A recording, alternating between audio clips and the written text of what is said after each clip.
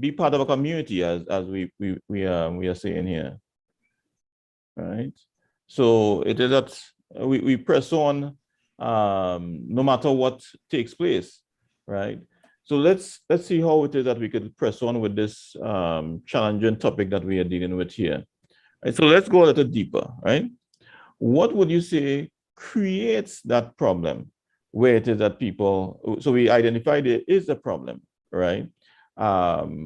What do you think it is really creates that problem that have individuals to not be gaining control of their money?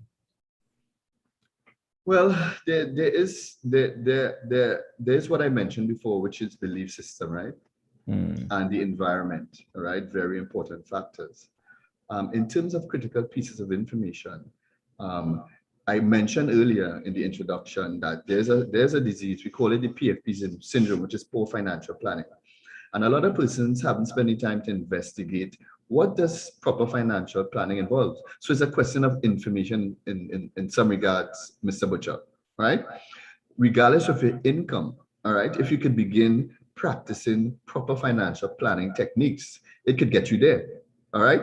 And it means taking some time and investigating how business works, how the economy works, how banking works, how saving works, all right? I'll give you an example. You ask a typical person, what's the rate of inflation? And I've done this on many seminars and sessions and they don't know, all right? I ask them, what interest rate are you getting at the credit union? They don't know. Ask them, what interest rate are you getting on your savings? All right? So you see what I'm saying?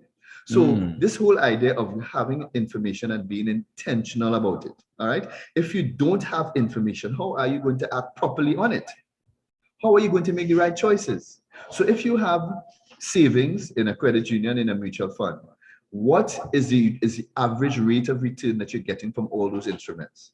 And is that average rate of return beating inflation? And if it isn't, it means your money is losing value every year. So we have to get the information. You understand what I'm saying, Mr. Butcher? We have to seek the information out wherever we can find it. And we'll discover that financial planning is a technique and it is a skill, right? Having an idea in your mind is not a financial plan. A financial plan is something that's written.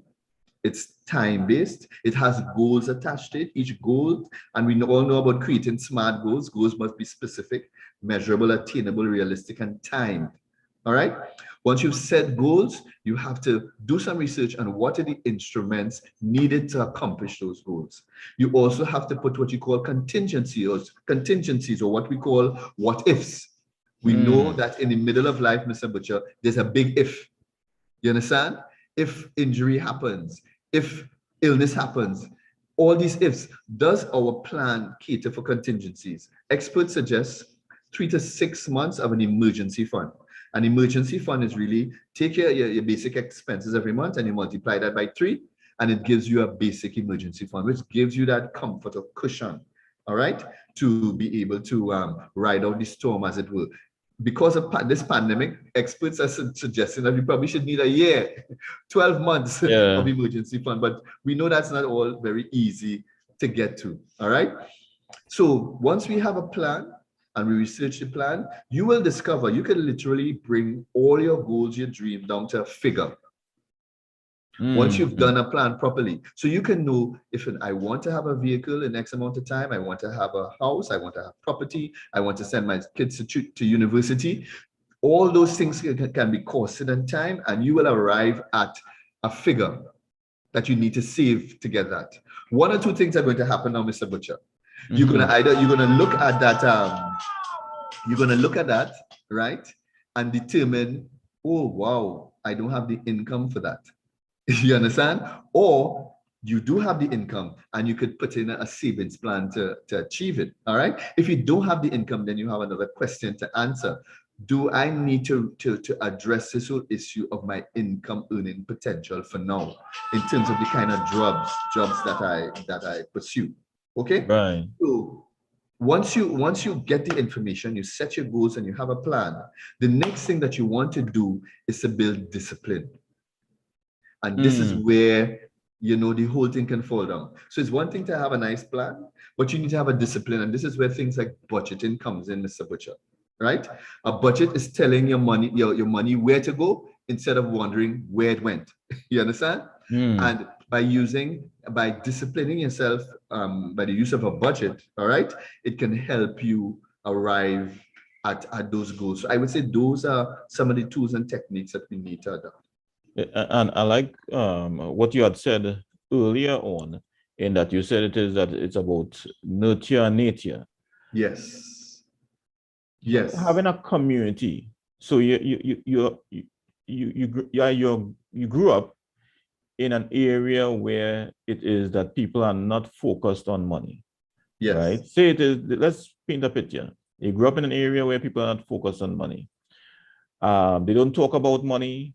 If you raise the topic about money, they seek to move the topic to some other topic, right?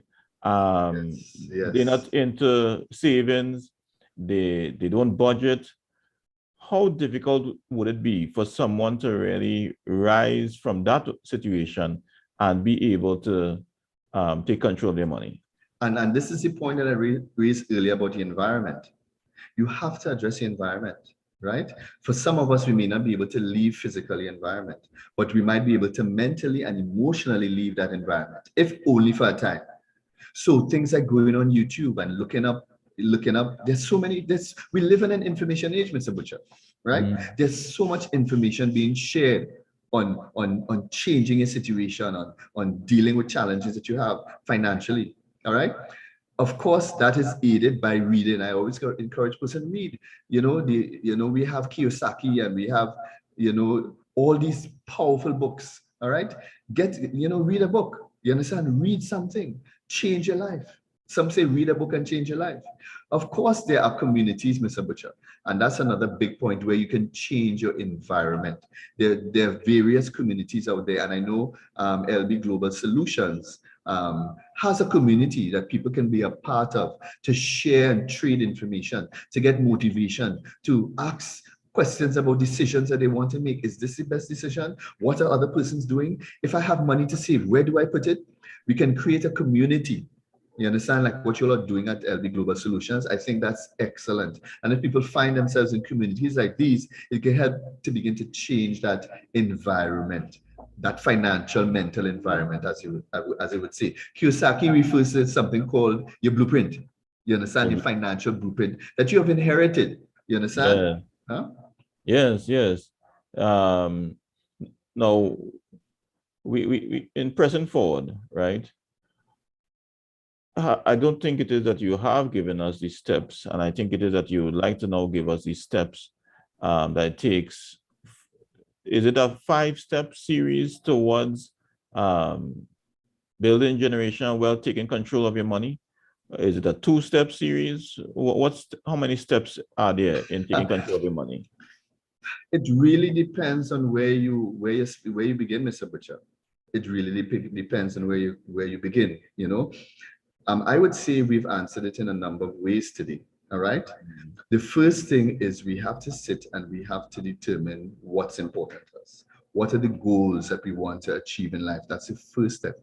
All right. So step number 1, all right, is write down and get somewhere, a piece of paper, wherever you put it. You have a diary, wherever you write. Some people even refer to what is called a vision board, and that works for some persons, where you take images of the things that you want and you put it on a nice board, and every day, let that be while you're having breakfast, be looking at your goals, all right? While you're having dinner, when you're talking to persons, introduce, listen, this is what I want to do, you understand? Get it out there. One of the things that helps in this regard would be positive affirmations. And I know this is something that isn't practiced as often, but I encourage persons, make a note of make some positive affirmations about the things that you want to achieve and the direction that you want to go. In other words, speak to yourself, right? Tell yourself, listen, I am an achiever. I will overcome. Say it, record it, have yourself play it over. You understand? I believe this is a very important step, right? Once you've done that, then you have to do the research. And this may entail, as I said earlier, going on YouTube, doing some research online, all right, in relation to what do I need to do in relation to my goals, all right? So if I want to to purchase a home, for example, do the research. You understand? Research online what is required in terms of getting your down payment, understanding variable and fixed interest rates, understand what your monthly payment would be like, understand what income you need. All right. What is also vital at this point too, I would say, would be the help of a mentor coach. Right. A lot of people limit themselves because they determine that they're going to make all the mistakes themselves. One of the things that a coach can do for you is to help you to limit some of the mistakes that you're likely to make because they have made it already. All right. So by having a coach and mentor, it's another big step. All right. Every high achiever that you can think of, whether we're talking about sports or business, had a coach or mentor that they would deal with. All right. And it would help you to avoid making some very costly mistakes. So have the goals, you understand? Research the goals, get a coach, all right? Get into some environment or some space, all right?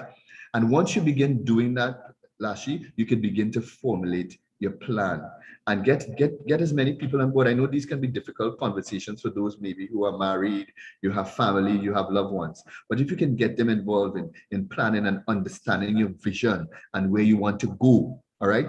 Think about at the end of my life, you understand? What would I want people to say about me, right? Leaving a legacy has to do with the valuables and the values that you leave for and in people. All right. What are the values that are important to me? What are those lessons in life that I want to pass on? Make a note of all these things. All right. And all these things become part of creating that legacy as we move forward, Mr. Butcher. I like how it is that you laid it out. Now, I saw Mr. Roberts had his hand up. I don't know if it is that you still would like to get that question answered. Sure, Mr. sure. Roberts? All right, good afternoon again. I heard you spoke specifically about seeking information. Yes. Which is very important. I mean, YouTubing, reading books and all these things would take us a very long way. But sometimes I find when we go to financial institutions to ask some serious questions to find out about, the interest rates and all these different things, you get a little roadblock sometimes. So have you ever experienced anything like that, and how did you overcome that challenge? Certainly. I have found, thank you for the question.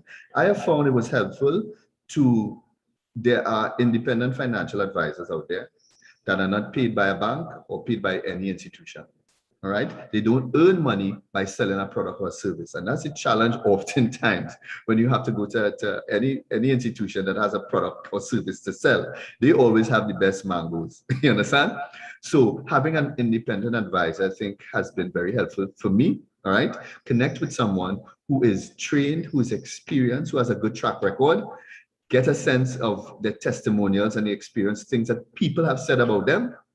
All right. Look at the example they are setting, and that is one good way, of dealing with it. And I understand your question, because we live in a time when there's an information overload too. And even right now, we're dealing with this whole viral issue, and people don't know what to believe.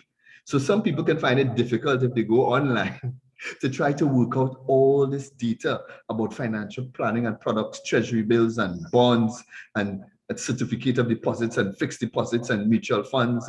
It could become difficult. So by having someone that you can trust, I think is a good way to start. But do not ignore the power of community. And we mentioned that before, right? Being in a community, you can pick sense from nonsense because you're going to hear different people talk who are traveling the same journey with you. All right. And you are going to be able to glean from them things that you can apply personally. So those are the things that have worked for me. And those are the things that I would recommend. I must say that answer, I saw Mr. Roberts raise his hand in approval of the answer that he gave. Great. So as we wrap up, what would be the one takeaway that you would want individuals to go away with, any of our viewers, that if it is they would just apply this one thing based on all that we have said this afternoon, they would see a massive change in the way it is that they control their money? What is that one thing? I know I've said it already for the evening, but I will have to repeat it. The one thing would be environment. Sit down and make assessment of the environment. Do you have the persons around you who are on the same journey? Are you spending time listening to persons who have a negative perspective of money? Take stock of your time that you spend. And what do you spend that time on? Do you spend time on learning and growing? I would say if there's nothing else, changing the environment. Some of us cannot change our physical space. We can't change all the people around us, but we can change our mental environment by what we read, all right? There's a saying that says, dysfunctional systems produce dysfunctional behavior. In other words, sometimes we're fighting with something and we have to address the system within which we operate. And if we don't address the system, we're going to find ourselves struggling. And I'll give you an example. I don't know how many of you had the example of looking at somebody who left Trinidad and went to another country, maybe the US. That same person who wouldn't join a line or would break the light and have a traffic violation, as soon as they go to the US, you see them lining up. You see them obeying the laws. Why? Because of how the system works. So systems thinking is one of the big things we have to, one of the big issues that we need to deal with. So change your environment, change what you read, change what you look at, change who you listen to. And that's where you begin to get the motivation to make these steps, right? And to continue to make the steps that you'd want to make towards creating a legacy and coming out of a situation of high dependency and achieving financial independence. Change your environment. I don't think you could have said it better. And you heard that conviction in your voice when it comes towards the need towards changing environment, right? Because we are a product of the people that we are around. Now, what it is I want to focus on just before it is that we end, what is it when it comes to one's life insurance? Now, I'm a life insurance agent, right? And I do believe in the power of life insurance, but many people have a limiting view when it comes to what's life insurance. You're a business coach, right? What would you say when it comes to what's life insurance? Now, be open, be free. If it is that you don't believe in life insurance, you can say so, right? But what do you believe when it comes to life insurance? Can life insurance or insurance products help one to manage or take control of their money? I definitely think it's part of a portfolio. It's not the be all and end all, but look at wealthy people and look at what they're doing, all right? One of the things that they've discovered is that something called leverage, the power of leverage. And they are very much into that. Leverage means that you don't use your money, or you use your money as little as possible. So they call it using other people's money. So insurance is a way of leveraging. In other words, what insurance does, right, is that you have dreams that you want to accomplish. And to accomplish those dreams, you need income, right? But in the middle of life, L-I-F-E, the I and the F, there's a big if. Right? And if death, disability, or any major illness occurs, all right, the income that you would have earned becomes depleted. All right. So one of the strategies, and in business, they call it risk management. You have to sit down and assess your risk and put something in place. You understand? It's like going on a journey, you understand, and not being prepared. It's like going out and not having your mask on, not washing your hands, and not social distancing. You need to do that for your life because you are your most important asset. We were talking earlier about assets, right? So you have to protect this asset. And one of the ways of doing so is through the insurance instrument, all right? Where you can have another company, instead of using your income, they will use their income in case of that something happens. But I know the challenge oftentimes is the money that you put out. And I have worked it out like this. It's like burglar proofing, right? Most of us have burglar proof, right? But what do you get from burglar proof every day? It's a sense of satisfaction. That's all it does, right? You really don't want somebody to test it. You understand? And so insurance is a way of burglar proofing your financial health, all right? Too many of us waste our youth, all right, spending, using up our health in search for wealth. And then when we're ready, we get a little older, you understand? We have to take that wealth to search for the health that we have used up. Insurance helps us to keep all those things in check, right? And many, many wealthy people do it. In fact, I remember some time ago, I saw in the news, I think it was a Bhagwan Singh's, of $100 million in insurance. Now, why would she do that? Right? Why would she do that? You would think she has all the money in the world, but think about what happens on a legacy basis. And then that's another good reason. There are quite a number of persons who would never be able to leave $1 million in their life, but right, when they get promoted, they are able to leave a legacy for their children, especially if they leave the right instructions, because they're going to fight, right? Leave the proper instructions to them, but you are able to do something that you may not have been able to amass in your lifetime. Especially for people who don't have high income earning potential or ability, they can leave a significant estate. So for all those reasons, I believe it becomes critical, because if you don't protect your income and something happens, you're going to have to empty your bank account, plus throw plenty barbecue to deal with your health or disability situation. Well, Mr. Rolex, we just have a few seconds before we end. So it is that I want to thank you very, very much for all the information that you have shared. Truly, it is, I believe, anyone seeing this program would have gotten some valuable information on controlling their money. And it is that I want to ensure that we would be continuing this program, right? Because it's very, very important for this information to get forward. And as we close, want everyone to remember that generational wealth is our birthright. It is not for some of us, but it's for all of us. And we want you all to share the information that you're gathering, and also to help us by telling others about the program and being tuned in every other Sunday so that they can get that information also. What we'll do is we'll put up the information about Mr. Rolex on our Facebook page, right? And Mr. Rolex, you can just give a quick information as to how people can get in contact with you. You can find me on LinkedIn, on Facebook at VisionWorks. VisionWorks is the handle. Just type in VisionWorks and you'll find me. Facebook and LinkedIn. You can find me online on my website at www.visionworks.solutions. You can find me there, or they can contact me. I can give my contact number.